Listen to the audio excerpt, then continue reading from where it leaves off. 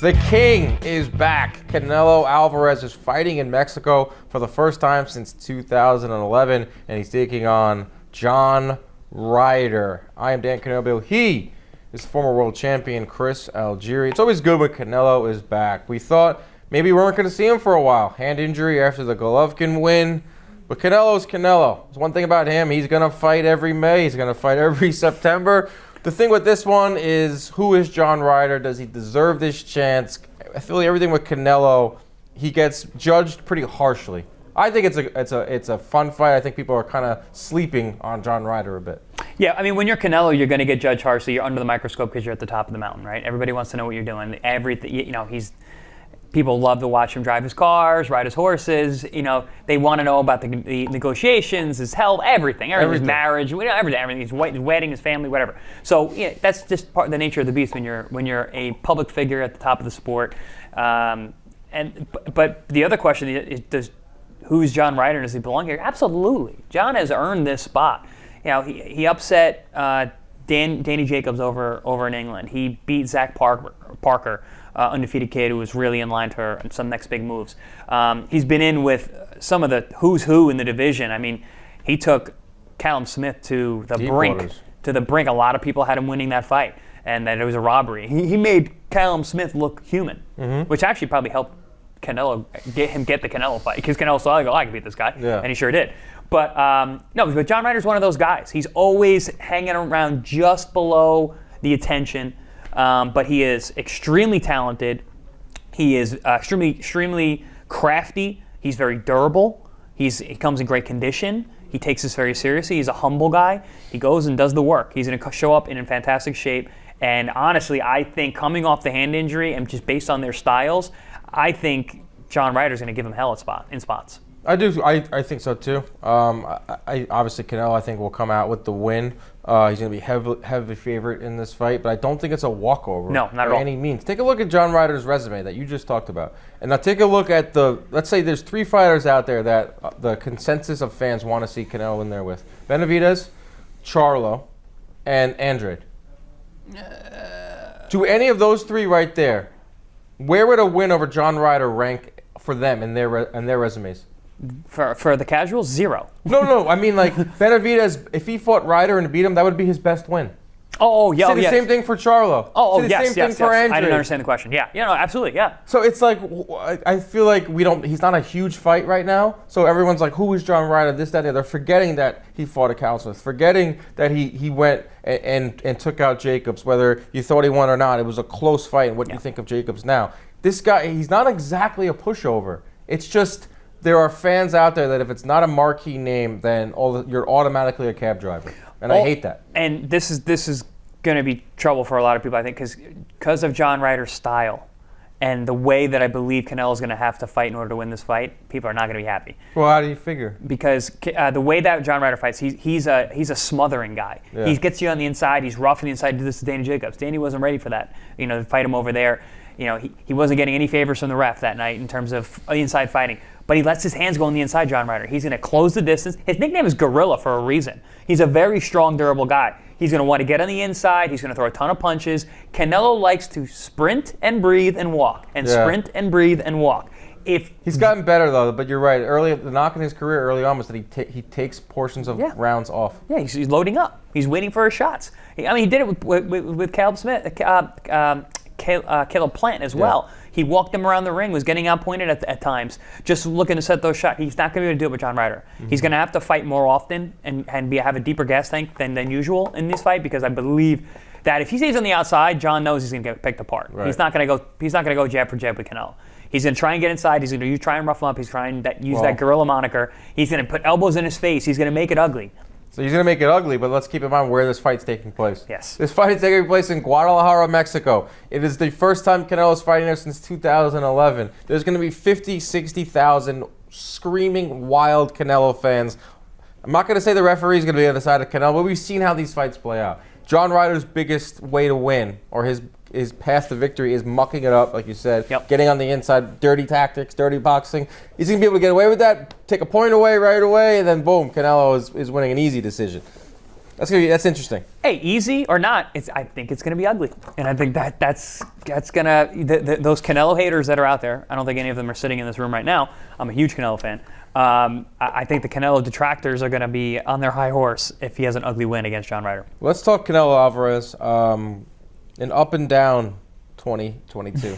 A loss. First loss in 8 years to Dmitry Bivol at 175 pounds. Follows that up with, I would say, a workman-like performance against Golovkin. A lot of people were picking him to win by knockout. He didn't get the knockout, but never was really in trouble. Ends up with the hand injury. Now, we're talking about a guy that fought a lot in 2020, which no fighter did. Fought a lot in 2021. A lot of fights in the last 18 months. Now, a lot of fights. A lot of training camps, too. A lot of training camps. People at home need to think about that. A lot of fights in his career. He's approaching 70 professional fights, which I don't think any fighter is going to come close to. I think that era is gone. Yeah. Start maybe asking the question about his prime. And start asking the question about where is Canelo at this stage in his career. You know, it's easy to say that he's on the other side, right? He's on the other side of the hill. But I still think he's very high on that hill. But is he here on the hill, or is he like? I think he's just over it, honestly. I think he's still, what is he, 32 now? He's around that age. Yeah, so like you're still in your physical prime. That you start to degrade after that. But with the right style and the right kind of fights, and I do believe he does with the right style, he can extend his career not much longer. He doesn't take a lot of punishment. He never really has. He picks his spots to fight now. Also, he's been kind of picking his opponents. The problem is he's getting pushed into a corner now where he can no longer just pick the opponents. That's right. I mean, listen, he was making a run and fighting tip-top guys for, 2 years ago, like you just said, how busy was 2020, 2021. I believe that was his actual peak. He looked unbeatable there for a couple, I agree. For like 18 months. I was like, who's beating this guy? Yeah, the B.J. Saunders, the Callum Smith run, that was, I feel like, even though those opponents, you can poke holes in those opponents, but that way I feel he was at the peak of his power. Yes, yeah. And the Caleb Plant fight. Yes, yeah. The Caleb Smith, the Caleb Plant, the Yildirim, which is an easy one, but Billy Joe Saunders that was there, that was awesome. He looked incredible. He looked indestructible. Looked powerful. You name it. But then the Bivol train. The Bivol move was such a weird decision. Like I feel like Eddie Hearn talked him into that. He did not need to fight Dmitry Bivol. And made a start of Bivol. Which is great for us in the boxing world. It's another character we get to talk about. But from Canelo's standpoint, that was in a whole career of really calculated, smart moves. That was puzzling because it just the air of invincibility. Yeah. It kind of vanished a little bit. And now I'm asking you a question: is he shot? Like where is he at? Because if he doesn't fight Bivol there and he fights like a 168 guy and he wins, now we're looking at almost 9 straight years of wins. He's still at the top. Now we're kind of seeing a little bit of a decline. I think the same hubris that got him to go back to 175 to fight and win, because for people at home, he went up to 75 to beat Kovalev. Mm-hmm. Kovalev was an aging champion, right? He saw an opportunity to get him. He did. He was actually losing that fight.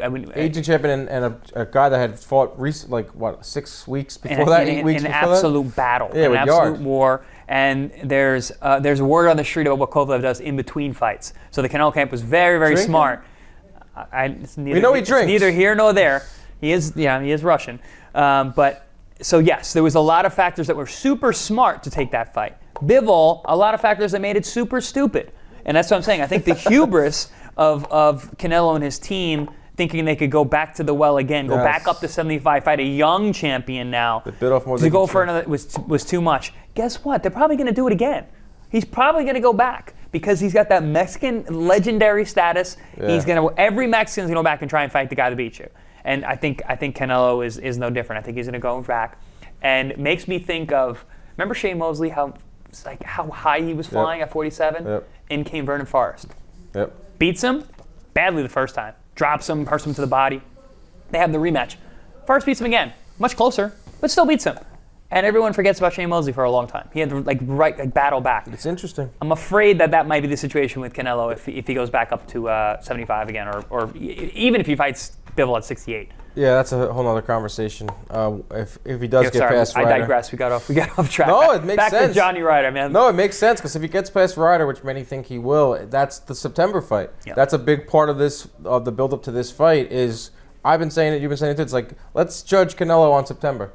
Yeah. Let's see what he does in September. If he gets through Ryder this week or on Saturday, and he's able to either fight Bivol or the winner, or by the time this comes out, we're gonna if it's Benavidez or if it's Plant. That's when you can judge Canelo Alvarez. That's when you can figure out. But it's interesting because for the first time in a long time, we're asking questions about Canelo Alvarez. We thought the guy was invincible. It's a big storyline. It's his former promoter, Oscar De La Hoya, is saying that he's regressed. He's regressed in the ring. He's regressed with his opponents. Like, his career isn't over by any means. Like, he says he still wants to fight till he's at least 35, 36. So he's got to, like you said, back into her corner. He's going to have to fight a Benavidez. He's going to have to fight a Bivol at 175, or Charlo if he ever comes back, or some of these guys that are coming up. It's going to be tough. I mean, we're going to see what he's really made of. If he's really that all-time great, or is he going to kind of fizzle out? Boxing's brutal. Right? We're seeing this all over. Like, how that the tip-top people it's all about what have you done for me lately? How fast you can fall. And really how fast your career can end. A couple losses at the top level, you're out of top contention forever again. It's just so crazy that things can change so fast. But yeah, that's boxing. But back to John Ryder in this fight. I mean, yeah, it's no easy tasks. The three things that really come to mind talking about this fight, the tail of tape stuff, is Canelo coming off the hand injury, fighting a very durable guy with a tough style, who's sturdy, sturdy, and also is gonna make you fight. Then it's the pedestrian performance against Triple G in the third fight, which again we could blame the wrist on that. Yeah. It could have potentially been that. And then the third knock is the Bivol fight. Was the last big fight that he was in, before the Triple G fight. So, yeah, those three factors are the what have you done for me lately in boxing for Canelo, and they're not good things. Yeah, that's interesting to see. These are questions we never really had to ask about Canelo Alvarez. How about the head-to-head matchup? I feel like this is going to be a lot of shaded towards Canelo. Yeah, so when we talk about head-to-head, we've got our four categories. We have power, we have chin, we have speed, and we have boxing IQ. Power, definitely going with Canelo. He's definitely he's got knockouts from all over these weight classes against tip-top guys for many, many years. Chin, Canelo's got one of the best in the game, literally. John Ryder's got a great chin too, but I mean, Canelo, he's taken the biggest shots from Triple G in his prime. I'm trying to think, have I ever seen him even staggered? He got dropped by Cotto's brother at 140. I don't think he ever got dropped on that fight. Oh yeah, he got dropped into the ropes. He got wobbled badly into the ropes and almost got put out. But ever since then, was that 10 plus years ago?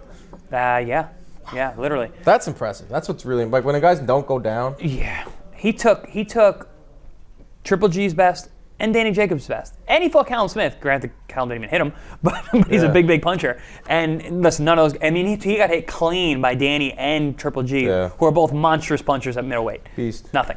So definitely chin goes to Canelo. Speed. Canelo, he's got great hand speed. He's very, very quick when he lets those hands go. He's got a good quick jab. He unloads combinations very fast. And boxing IQ, he's Canelo again. Canelo's going to run the gamut on head-to-head, on the tail of the tape with this against John Ryder. But Johnny's got a lot of those intangibles that we always talk about. Yeah, we'll see if it's a close fight. We'll see how close John Ryder can make it. We'll see if Canelo can recapture some of his greatness, because he needs it, I think, from a mental standpoint. As much as he won't let it show, I think he needs a big win. My prediction for this fight is a decision. I don't think Canelo has that one-punch power anymore. Mix in the fact that Ryder's very sturdy, like you said. I think Canelo will have his moments.